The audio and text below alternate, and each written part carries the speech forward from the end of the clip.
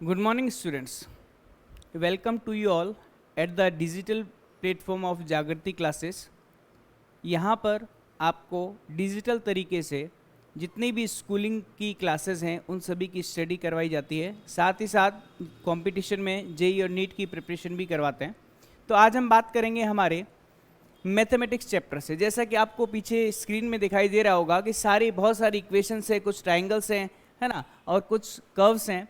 तो ये सारे के सारे डिनोट करते हैं, मतलब जो क्लास है वो मैथमेटिक्स की होने वाली है ना।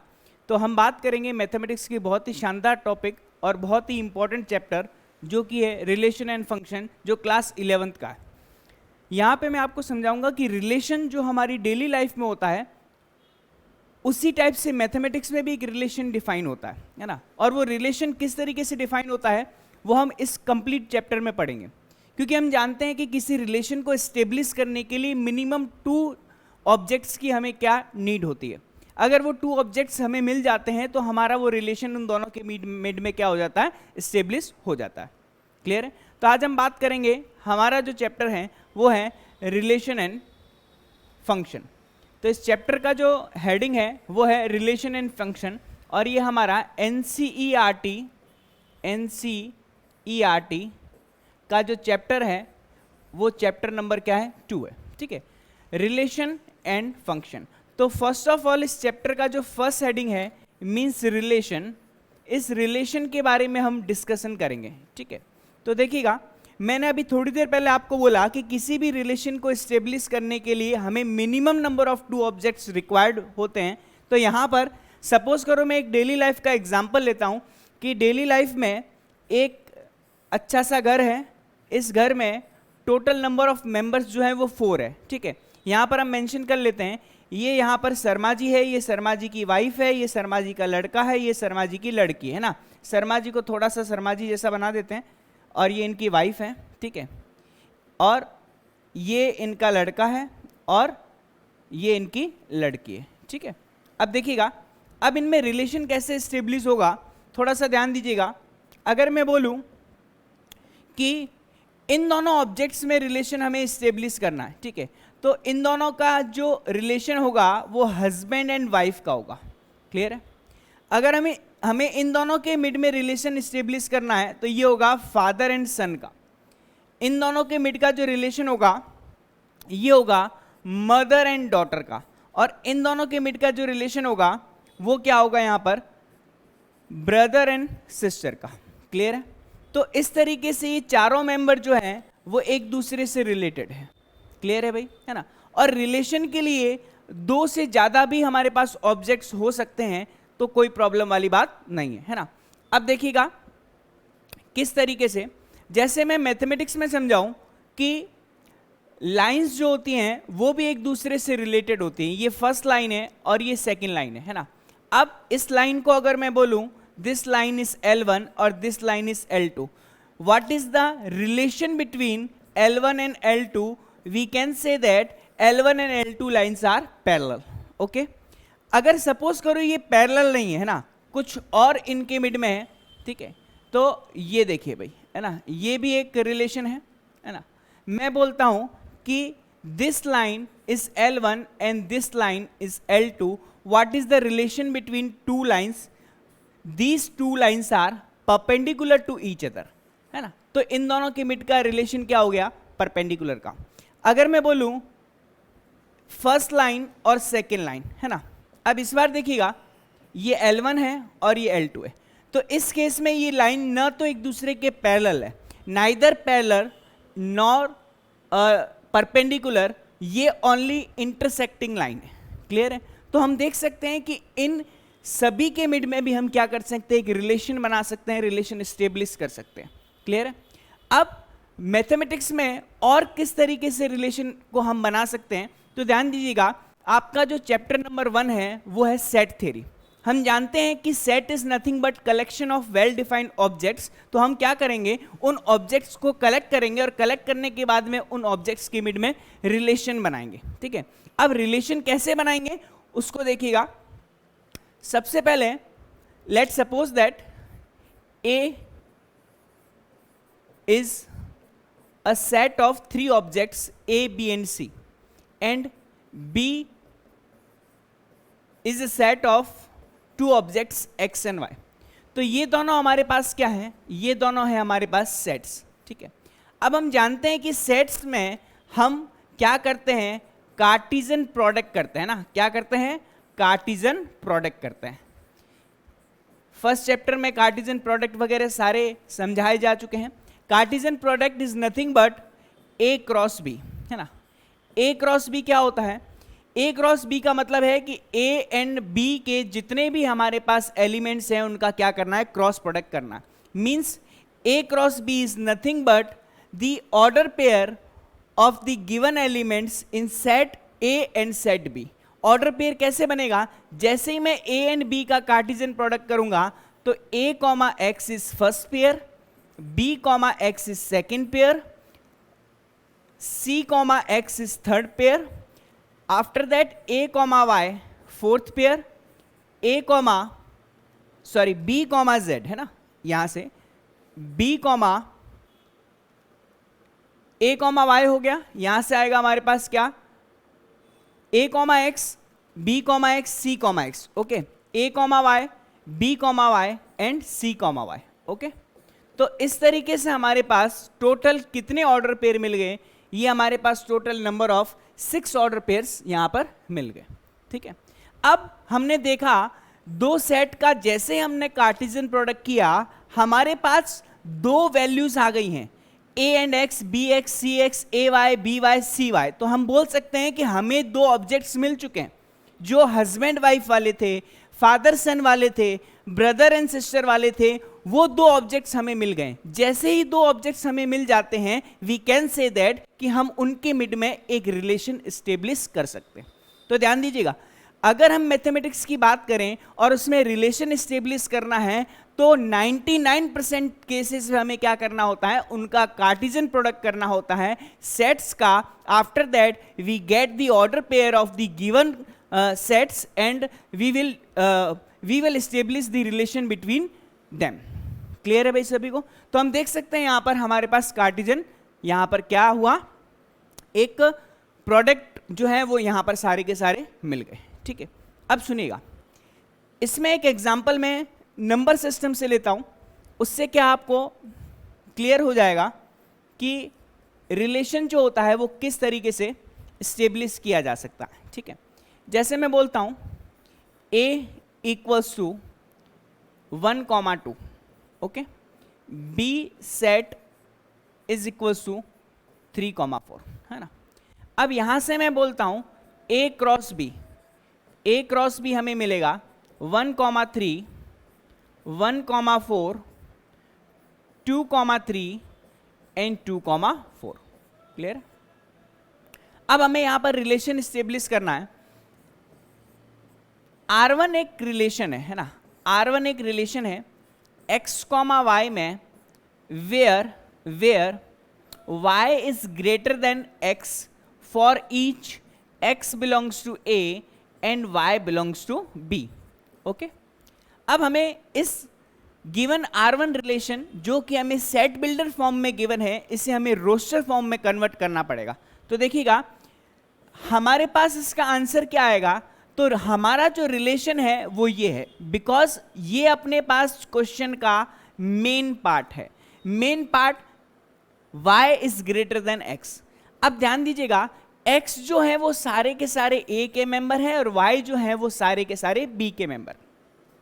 तो हमें क्या करना है, हमें एक ऐसा रिलेशन x, y में स्टेब्लिश करना है जिसमें y ध्यान देना, सेकेंड नंबर का जो एलिमेंट है वो फर्स्ट नंबर के एलिमेंट से ऑलवेज ग्रेटर होना चाहिए। इसका मतलब 1,3 ध्यान देना भाई, क्या होगा 1,3। क्या 1,3 इस रिलेशन से रिलेटेड है? बिल्कुल है, because 3 is always greater than 1। तो 3,1।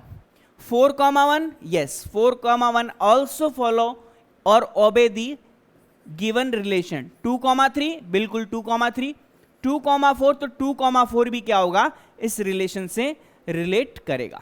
क्लियर है भाई। अब देखिएगा नेक्स्ट में एक और रिलेशन में यहां से लेता हूं, ये रिलेशन है हमारे पास R2 relation x comma Y, same यही सेट हमें a एंड b गिवन है।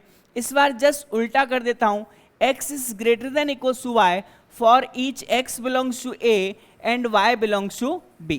नाउ आप देखिएगा, इस बार हमारा फर्स्ट एलिमेंट सेकेंड एलिमेंट से क्या होना चाहिए, बड़ा होना चाहिए। बट आप देख सकते हो कि 1, 3, 1, 4, 2, 3 एंड 2, 4 में कोई भी ऐसा एलिमेंट नहीं है या फिर कोई भी ऐसा ऑर्डर पेयर नहीं है जो इस रिलेशन को ओबे करता हो, फॉलो करता हो। तो हम देख सकते हैं यहाँ पर कि इस रिलेशन में R2 is nothing but a phi set और नल सेट। जब कभी भी किसी रिलेशन में फाई या फिर नल आ जाता है, इसे हम बोलते हैं नल रिलेशन। क्या बोलते हैं भाई, नल रिलेशन। बिकॉज कोई भी एलिमेंट अगर इस रिलेशन से रिलेटेड नहीं है, दैट मीन्स ये रिलेशन कौन सा रिलेशन होगा, नल रिलेशन होगा। एक और एग्जांपल मैं यहां पर ले लेता हूं। सपोज करो हमारे पास एक R3 रिलेशन है, R3 is also x comma Y. इस बार y is 2 times of x for each x belongs to a and y belongs to b, है ना। ध्यान से देखिएगा भाई, इस बार हमारा जो बेसिक क्वेश्चन का बॉडी पार्ट है वो y इक्वल्स टू 2x है। दैट मीन्स सेकेंड एलिमेंट जो है वो फर्स्ट एलिमेंट का ट्वाइस होना चाहिए, डबल होना चाहिए। तो थोड़ा गौर फरमाइए भाई, यहां से 1, 3 जी नहीं, 1, 4 जी नहीं, 2, 3 जी नहीं, 2, 4 यस, यहां पर पकड़ा गया मामला ना। 2, 4 का मीन्स क्या होगा, R3 में ओनली एंड ओनली वन एक ऐसा ऑर्डर पेयर होगा जो कि सेकेंड एलिमेंट फर्स्ट एलिमेंट का क्या है, डबल है या फिर ट्वाइस है। तो R3 जो होगा वो ओनली एक एलिमेंट रखेगा। क्लियर है भाई।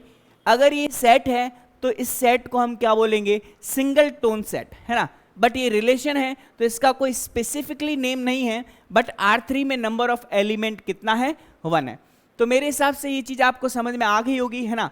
तो हम इस तरीके से किसी कार्टेशियन प्रोडक्ट के बाद में हम उन दिए गए गिवन एलिमेंट्स के मिड में रिलेशन स्टेब्लिश कर सकते हैं। क्लियर है। अब यहां पे देखिएगा, यहां पर हमें गिवन है कि कार्टेशियन प्रोडक्ट ऑफ 2 सेट्स क्या होता है ना। यहां पर हमारा जो मैंने अभी आपको समझाया उसी की हम थ्योरी देख लेते हैं। Given 2 non empty sets P and Q, the Cartesian product P cross Q is set of all order pairs of elements from P and Q. Example, P cross Q, P belongs to capital P and Q belongs to capital Q. यही मैंने आपको बताया। जैसे example मैं ले लेता हूं, A equals to, suppose करो A कॉमा E, यहां पर Q जो है that is X comma Y. So P cross Q is nothing but cross product of P set and Q set. Okay, A को X से cross करेंगे तो यहां पे बनेगा A comma X, after that E comma Y, उसके बाद में क्या बनेगा हमारे पास A comma X, E comma Y, फिर उसके बाद में बनेगा E कॉमा X और A कॉमा Y। ओके, तो इस तरीके से हमारे सारे के सारे ऑर्डर पेयर्स जो हैं वो मिल जाएंगे। ठीक है, तो ये आपको क्लियर हो गया होगा कि कार्टेशियन प्रोडक्ट ऑफ 2 सेट्स क्या होता है। एक एग्जांपल और देख लेते हैं इससे रिलेटेड। ठीक है, देखिएगा कैसे एग्जांपल है, क्या एग्जांपल है देखिएगा। Suppose capital A is a set of 1, 2, 3। Okay, capital B is a set of 4, 5। Find the Cartesian product of A cross B, है ना। A cross B find out करना है तो देखिएगा क्या मिलेगा। यहां से मिलेगा 1, 4, 1, 5, है ना। आफ्टर दैट 2, 4, 2, 5, है ना। 3, 4 एंड 3, 5। ओके, अगर मेरे को बोला जाए find B cross A, B cross A का मीन्स क्या होगा कि इस बार B के एलिमेंट फर्स्ट प्लेस पे रहेंगे और A के एलिमेंट्स सेकंड प्लेस पे रहेंगे। तो b कॉमा ए मीन्स क्या होगा 4,1, 4,2, 4,3, ओके। फिर 5,1, 5,2 एंड 5,3, क्लियर। तो इस तरीके से ए क्रॉस बी और बी क्रॉस ए आया है, तो हम देख सकते हैं कि यहां पर ए क्रॉस बी क्रॉस ए के इक्वल नहीं है। क्लियरली यहां पे दिखाई दे रहा है कि ए क्रॉस बी जो है वो कुछ अलग वैल्यूज दे रहा है, बी क्रॉस ए कुछ अलग वैल्यूज दे रहा है। मींस ए क्रॉस बी और B cross A always equal नहीं होते, लेकिन कभी भी इक्वल नहीं होंगे, हमेशा इक्वल नहीं होंगे ये जरूरी नहीं है ना। इस केस में इक्वल नहीं है, लेकिन कुछ केसेस ऐसे भी आते हैं जिसमें इन दोनों का वैल्यू क्या इक्वल आ जाता है। क्लियर है भाई सभी को, है ना। नेक्स्ट में देखते हैं हम लोग, यहां से हमें ऑर्डर पेयर एंड इससे रिलेटेड कुछ यहां पर रिमार्क्स दे रखे हैं, उन रिमार्क्स को हम देख लेते हैं। देखिएगा क्या रिमार्क्स हैं। फर्स्ट ऑफ ऑल हमें बोला गया है ना, मैं यहां से इसको थोड़ा सा जूम कर लेता हूं। फर्स्ट ऑफ ऑल हमें बोला गया है क्या,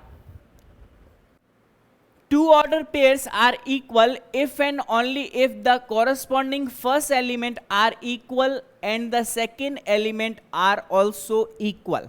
देखिएगा, सपोज करो कोई एक ऑर्डर पेयर है x, y that is equals to a, b।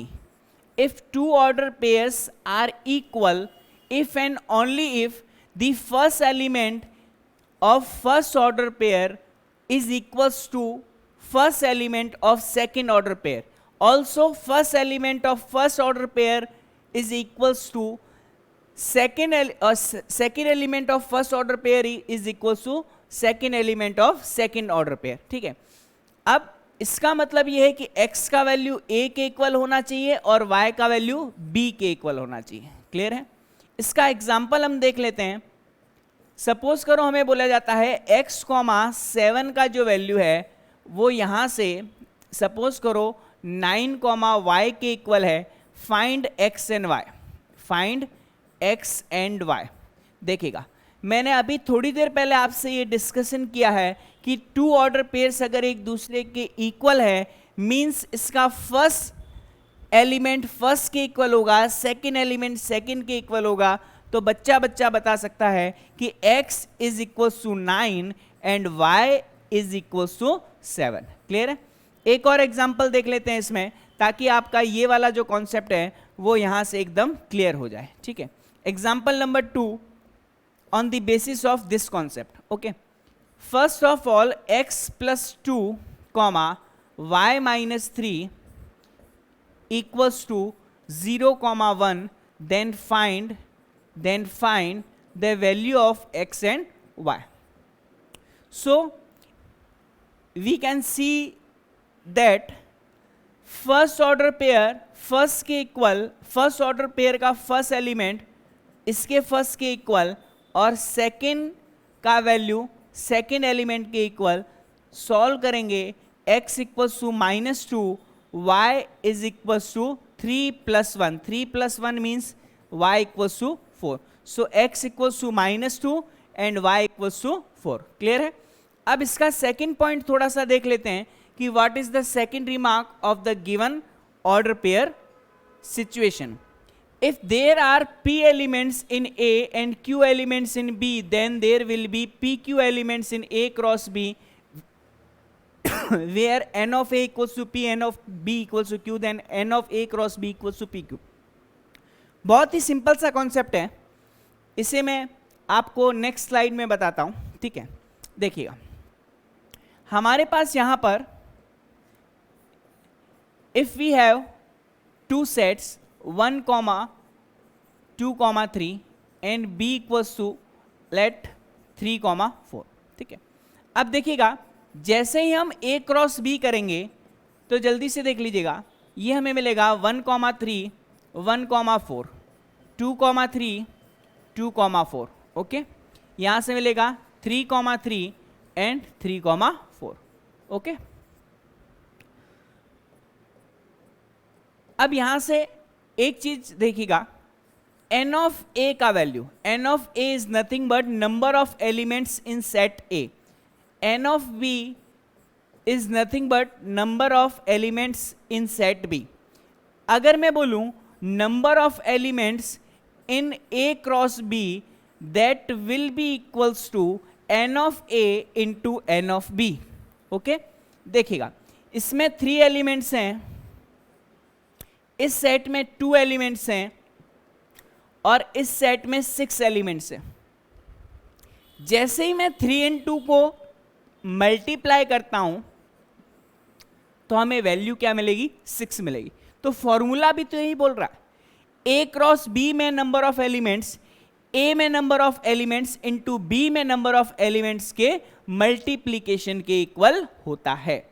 ठीक है, एग्जाम्पल देख लेते हैं इसमें एक और, है ना। एग्जाम्पल देखिएगा, एग्जाम्पल क्या, if n of A equals to 5 and n of B equals to 6, find n of A cross B, means number of elements in A cross B. तो देखिएगा n of A cross B का जो value होगा वो हमारे पास n of A into N of B के equal होगा, है ना। N of A into N of B के इक्वल होगा। So N of A cross B is nothing but N of A means 5, N of B 6, 6 5 या 30, means number of elements in A cross B is equals to 30। अब definition में आपने देखा होगा कि ये दोनों सेट जो होते हैं वो वॉइड नहीं होने चाहिए, एम्प्टी नहीं होने चाहिए, मीन्स नॉन एम्प्टी होने चाहिए। अब यहां से आपको पता चलेगा कि अगर इन दोनों में से कोई भी नल सेट हो जाए या एम्प्टी सेट हो जाए तो we can say that N of A cross B में नंबर ऑफ एलिमेंट्स कितने हो जाएंगे, 0 हो जाएंगे, बिकॉज किसी एक के नंबर ऑफ एलिमेंट्स की वैल्यू 0 होगी। तो 0 को अगर किसी रियल नंबर से मल्टीप्लाई करेंगे तो हमें क्या मिलेगा, 0 ही मिलेगा। गेटिंग और नॉट, है ना। तो इसका मतलब आपको ये चीज क्लियर हो गई होगी। आफ्टर दैट नेक्स्ट हम देखते हैं, नेक्स्ट ये क्या बोल रहा है, if A cross B are non empty set and either A or B is an infinite set then so is A cross B, then so is A cross B. Means है A and B are non empty sets and either A or B is an infinite set then so is A cross B. कहने का मतलब है कि अगर n of A and n of B जो है वो क्या है, नॉन एम्प्टी सेट है ना। क्या बोला गया है, नॉन एम्प्टी सेट है ना। साथ ही साथ इनमें से कोई एक one of them is an infinite set, okay. तो उस केस में N of A cross B भी क्या होगा, इनफाइनाइट ही होगा, है ना। बिकॉज दोनों में से कोई एक 0 हो गया तो N of A cross B में भी 0 एलिमेंट्स हो जाएंगे, और दोनों में से कोई एक इनफाइनाइट हो गया तो इन दोनों के एलिमेंट्स का मल्टीप्लिकेशन भी इनफाइनाइट के इक्वल ही मिलेगा। बिकॉज 2 को अगर आप इन्फिनिटी से मल्टीप्लाई करो तो इन्फिनिटी देगा। इसका मतलब अगर दोनों में से कोई एक इनफाइनाइट सेट हुआ then N of A cross B में भी नंबर ऑफ एलिमेंट्स इनफाइनाइट होंगे। फोर्थ वन बहुत इजी है, इससे रिलेटेड क्वेश्चन भी है। A B C is called an order triplet. मैंने अभी आपको बताया था कि रिलेशन स्टेब्लिश करने के लिए मिनिमम 2 ऑब्जेक्ट्स चाहिए, 2 से ज्यादा भी हो सकते हैं। सपोज कीजिए P जो है एक सेट है 1, 2, 3, ओके। यहां से या फिर 1, 2 ही ले लेता हूं ना, कोई दिक्कत नहीं है, 1, 2 ले लेता हूं ना। Q एक सेट है 3, 4, है ना, और R एक सेट है यहां पर 5, 6, ठीक है।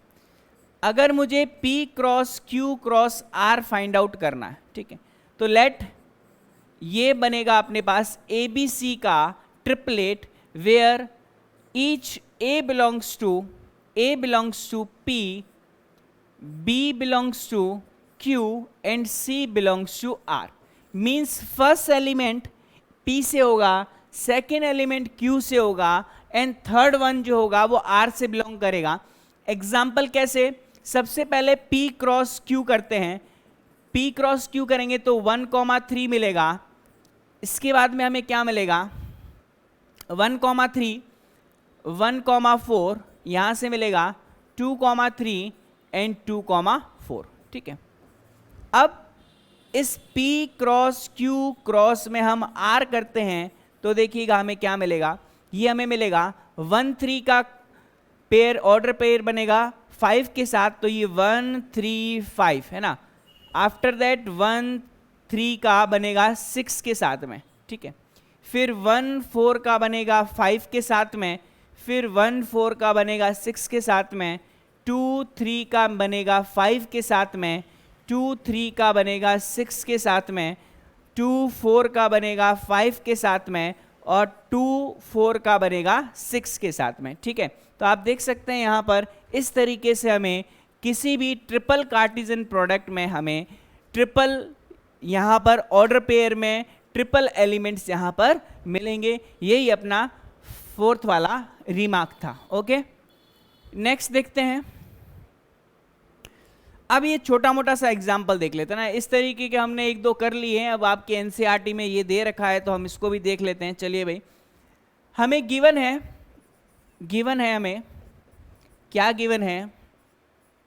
Given that x plus 1 comma y minus 2 is equal to 3,1, then find the value of x and y.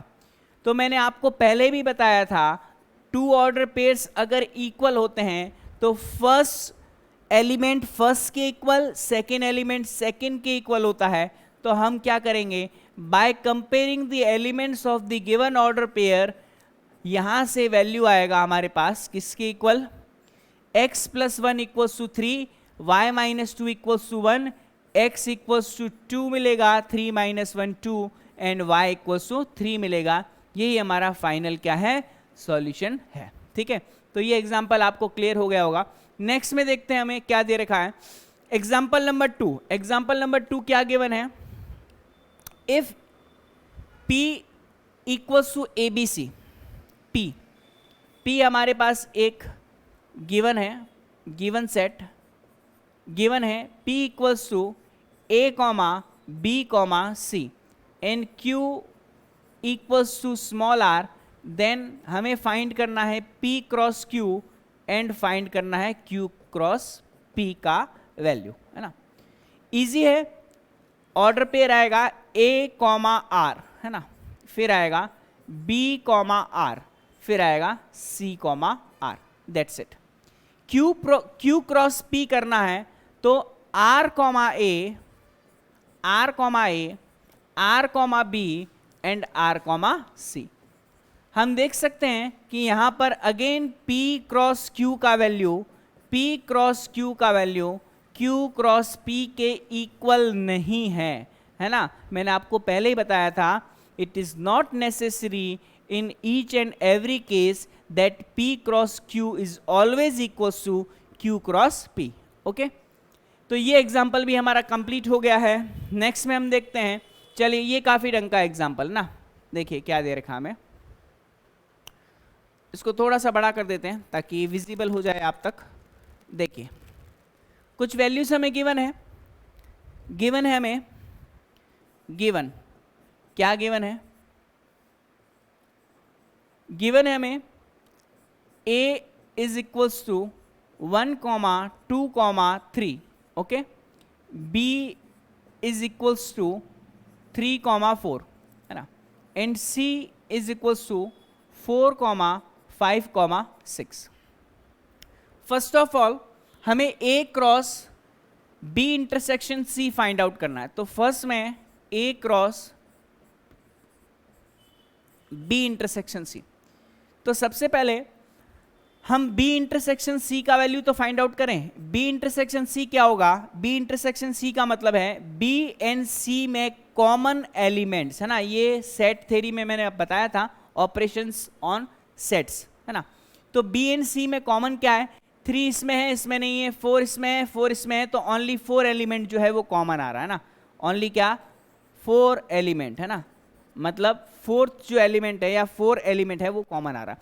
तो अब हम क्या करेंगे, यहाँ से एक का क्रॉस करेंगे B इंटरसेक्शन C से, तो हम देख सकते हैं कि A का वैल्यू कितना है? A का वैल्यू है 1, 2, 3, और इसका हम क्रॉस प्रोडक्ट करेंगे किससे? 4 से।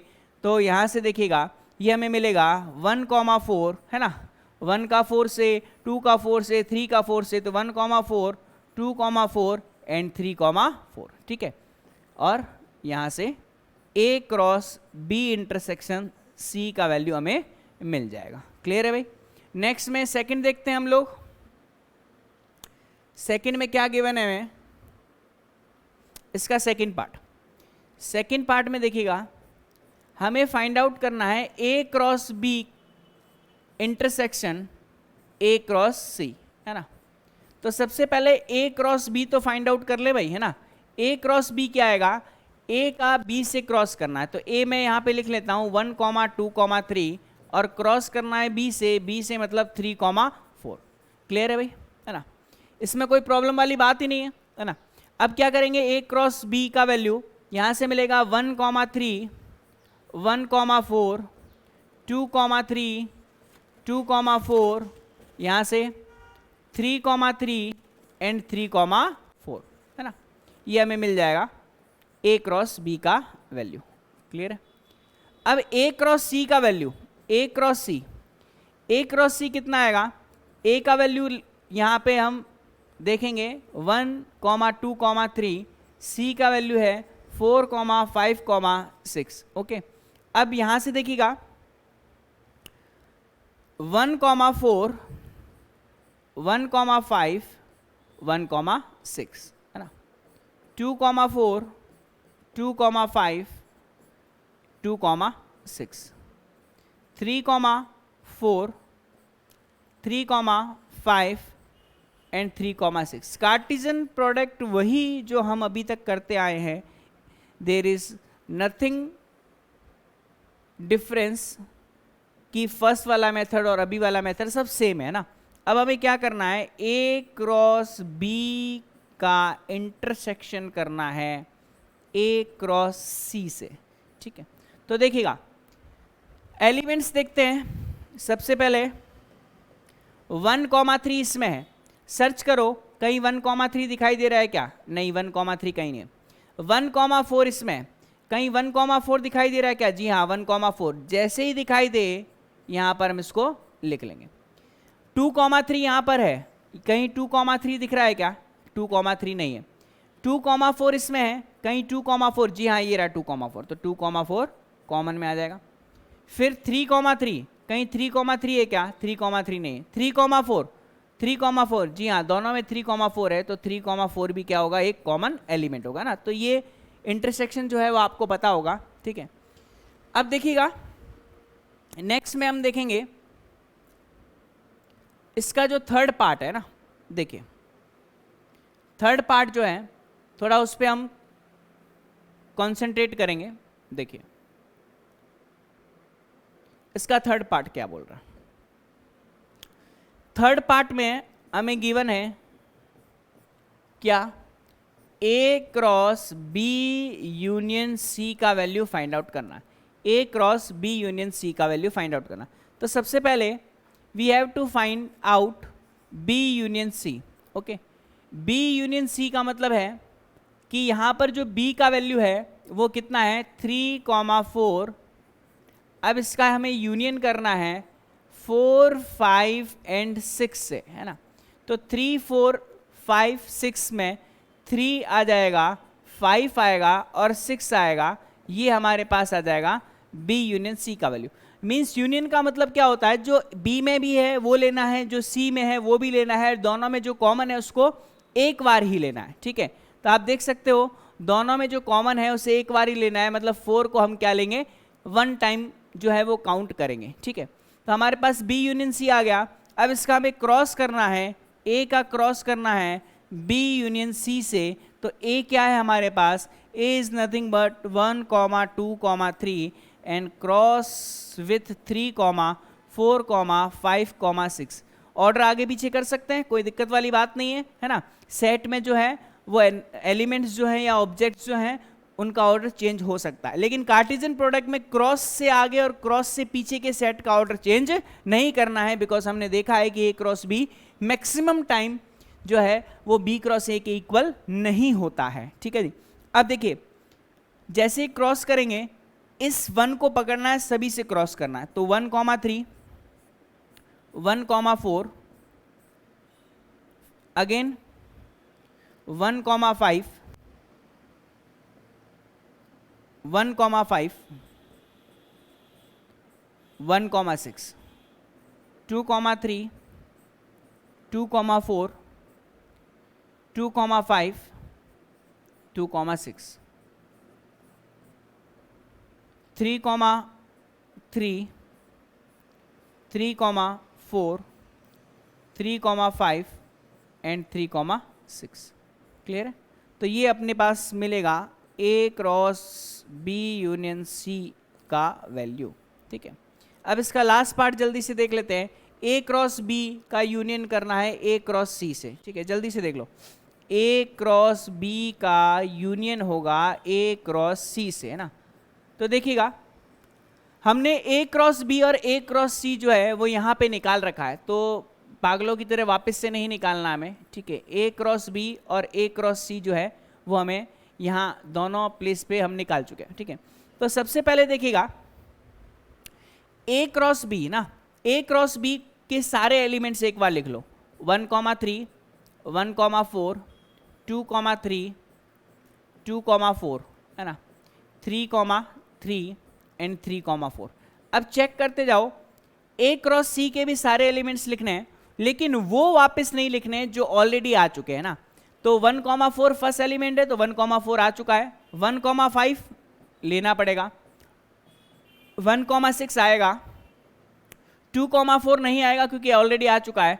2, 5 है ना, 2, 5 कंसीडर होगा, 2, 6 होगा, 3, 4 नहीं होगा, 3, 5 होगा, है ना, और 3, 6 होगा। क्लियर है भाई। तो हमारे पास ये जो वैल्यू आएगा वो A cross B union A cross C का वैल्यू आएगा, ठीक है। इसे देख लीजिए एक साथ, है ना। तो ये सारे के सारा जो सॉल्यूशन है वो मैंने आपको क्लियर करवा दिया है, ठीक है। तो इसमें आपको कोई प्रॉब्लम नहीं होनी चाहिए, ठीक है। लास्ट वन देखिए भाई, इसके बाद भी शायद कुछ है, हाँ है। तो पहले देख लेते हैं एग्जाम्पल नंबर 4। ये अभी भाई किया था ना, छोटा सा ये बच्चा क्वेश्चन। P इक्वल्स टू 1, 2 है ना। तो हमें क्या करना है, P क्रॉस P का वैल्यू, इसमें तो 1, 2 ही गिवन है, हमने तो 3 एलिमेंट्स भी लिए थे, कोई दिक्कत वाली बात नहीं है। तो सबसे पहले हम P क्रॉस P करेंगे ना। P क्रॉस P का वैल्यू कितना आएगा, 1, 2 का हमें क्या करना है, 1, 2 का हमें क्या करना है, क्रॉस करना है। 1, 2 का हमें क्या करना है, क्रॉस करना है 1, 2 से, ठीक है। तो P क्रॉस P क्या आएगा, 1, 1, 1, 2, 2, 1 एंड 2, 2। क्लियर है, बहुत इजी है, कहीं प्रॉब्लम नहीं आएगी। After that P cross P find out करना है। मीन्स 1, 1, 1, 2, 2, 1 एंड 2, 2 है ना। इसका हम क्या करेंगे, क्रॉस करेंगे 1, 2 से। क्लियर है। तो हमारे पास वैल्यूज क्या मिलेगी, ये रहेगी वैल्यूज। 1, 1 का 1 से करेंगे तो 1, 1, 1 है ना। 1, 1 का 2 से करेंगे, 1, 2 का अगेन 1 से होगा, है ना। फिर 1, 2 का 2 से होगा, 2, 1 का 1 से होगा, फिर 2, 1 का 2 से होगा, 2, 2 का 1 से होगा, 2, 2 का 2 से होगा। तो ये अपने पास क्या आ गया, इस एग्जाम्पल का फाइनल आंसर, ठीक है। नेक्स्ट में देखते हैं, if R is the set of all real numbers what do the Cartesian product r cross r and r cross r cross r represent? तो देखिएगा, हमें गिवन है r is a set of all real numbers है ना, ये हमें given है. then r cross r is nothing but set of x comma y where each x belongs to r and y belongs to r. This represents all two dimensional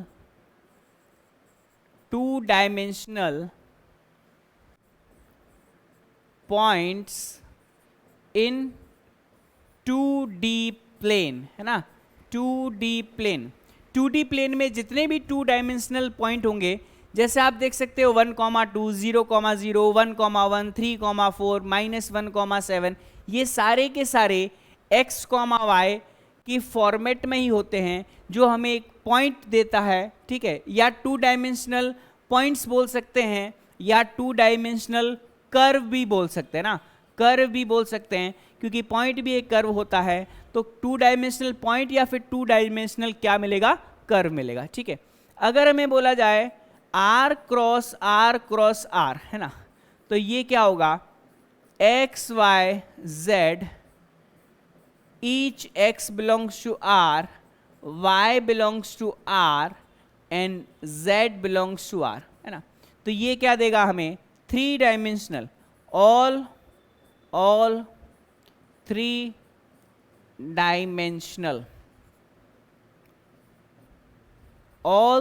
dimensional curve या फिर points को denote करेगा इन 3D plane.